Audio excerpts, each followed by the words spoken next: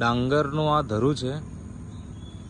1 મહિનો પૂરો થાય છે અને એક જ મહિનાની અંદર તમે જોઈ શકો ધરું કેટલું જોરદાર આપણને એનો ગ્રોથ જોવા મળી રહ્યો છે. પણ એની ખાસિયત શું છે તો કે એક જ છે કે આની અંદર કોઈ પણ જાતનું કેમિકલ ખાતરનો ઉપયોગ નથી કરવામાં આવ્યો. મતલબ દાણાદાર કોઈ પણ ખાતર નથી. એવું માનવું છે ખેડૂતોનું કે રાસાયણિક ખાતર વગર તો ખેતી થાય જ નહીં.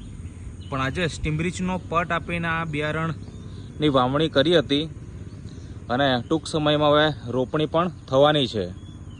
તો એ માનવાની બિલકુલ જરૂર નથી કે રાસાયણિક ખાતર વગર ખેતી નહીં થઈ શકે.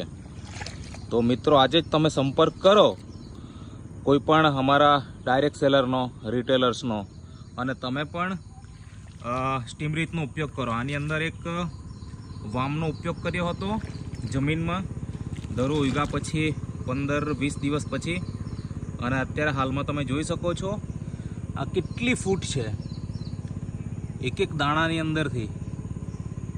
અને આ વર્ષે ચોમાસાની ઋતુમાં વરસાદ એટલો બધો આવ્યો છે કે ઘણાના તો બિયારણ ઉગ્યા જ નથી.